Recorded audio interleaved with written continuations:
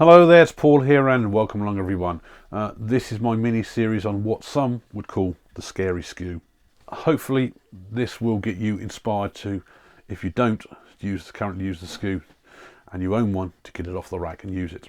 So in this video I'm going to be talking about using the skew for that leading point cut so that you can get a really nice end surface for where you've got end grain which tears out when you use things like the parting tool or the spindle gouge, or you can use it to start creating roundovers and grooves into your spindles, and at the same time as well use it for decorating, say like the bottom of bowls. Cutting with the long point, a bit like a knife on the skew, adds a totally extra dimension to using the skew, and it really does cut sharp like a knife. If you're working on the outside of a spindle, you can create those grooves. And the other real good thing about this is if you use this as a knife cut across the end of, say like your end grain on a spindle, it can create a really clean cut.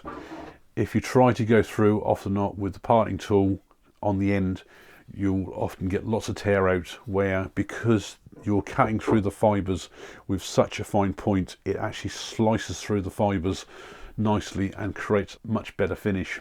And I'm going to give an example here because I'm going to go through this with the parting tool just to take off the end and see what the finish is like,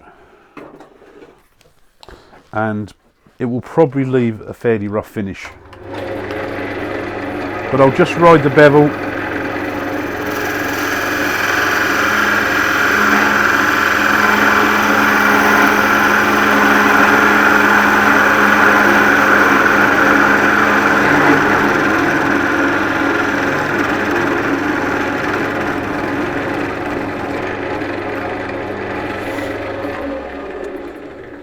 and it's not done a bad finish there. It's a little bit rough, but with some problem woods you would get an awful lot of tear out there. Using the skew with a leading point, the main thing you have to remember here is that only that bottom point which is touching the work should ever touch the work. So therefore you need to keep anything above it away from this side. So that means, and I'll over exaggerate this, that means that you go down there at an angle to keep this away from the work. If you get it to go there, then you may well possibly get a catch. The less gap you can keep down here, the better the cut will be. But like I say, don't be afraid that you've got to try and keep a thumbnail's width down there. So if you start off, even like I say, with something with a bit more of a gap going down there, you will find that this does give a lot better cut.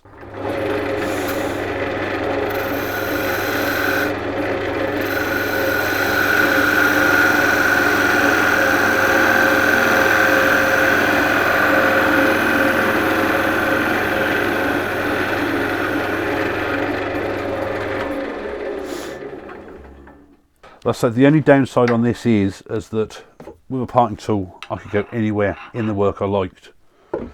But when you're using the skew like this, it really is just to face off that end, so you can only take a small amount off, maybe a millimetre.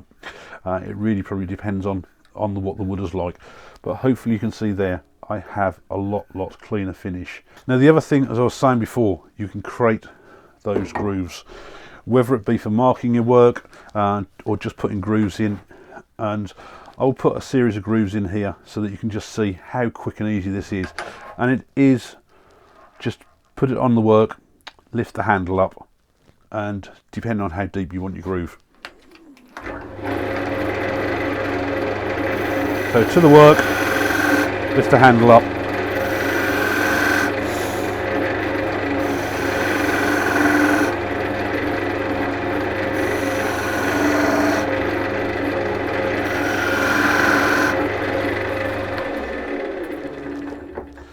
now because this is softwood, and at the same time as well it creates all those little burrs on the top, so you would actually just need to clean that up afterwards. But you can see there we've got some nice deep narrow grooves.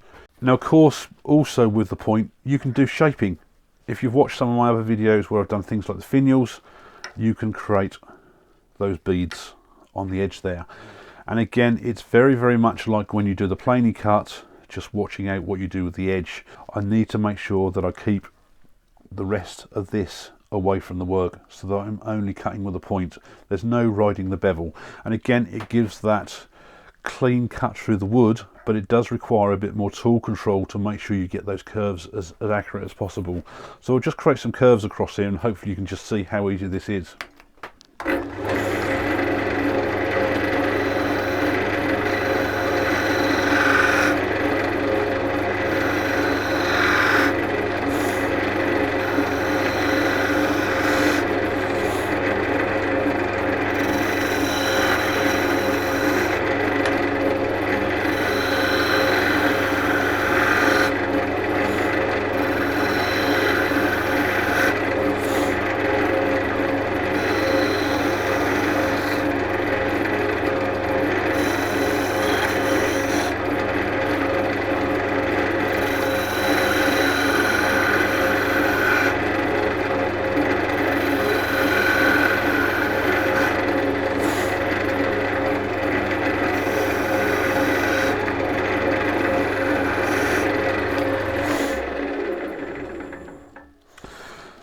So hopefully you can see on there, they are far from perfect curves, but I mean, even like here, you can see where I've still got some tear out where the wood has not been cut properly. I can go over that now quickly and just tidy that up.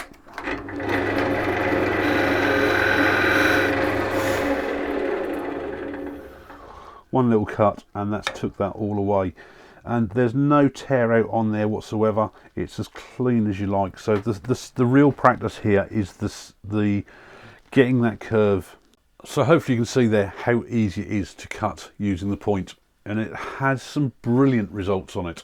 And long as you keep this other edge there away from your work, just use the point as a cutting point, and that's the only part that's going to touch your work, you shouldn't get no catches. Now the other thing you can also use that point for is for creating grooves in things like bowls, but you will then use it in a different orientation. You won't use it in that knife effect. That way, place the tool flat on the tool rest to use the leading point that way to go into the work, because you're using wood in a different orientation. And the best example of that I can say is often or not where you create a mortise for inside the bottom of the bowl, you want to create those decorative rings. Now I've just got what could be the mortise on the bottom of a bowl here. That's all been cut out with the bevel, with the skew to create the bevel to fit the jaws, so that when I reverse it around on the chuck it fits nice and secure. But this is pretty plain, and often not just want some lines in there to decorate it up.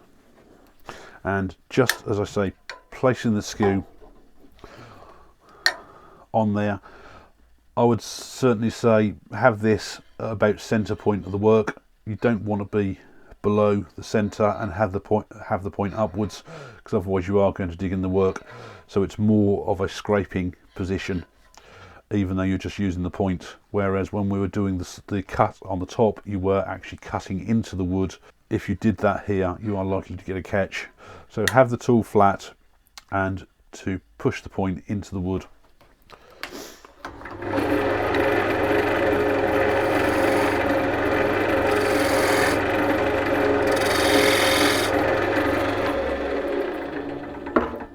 And that's as simple and as quick as that you can create those grooves.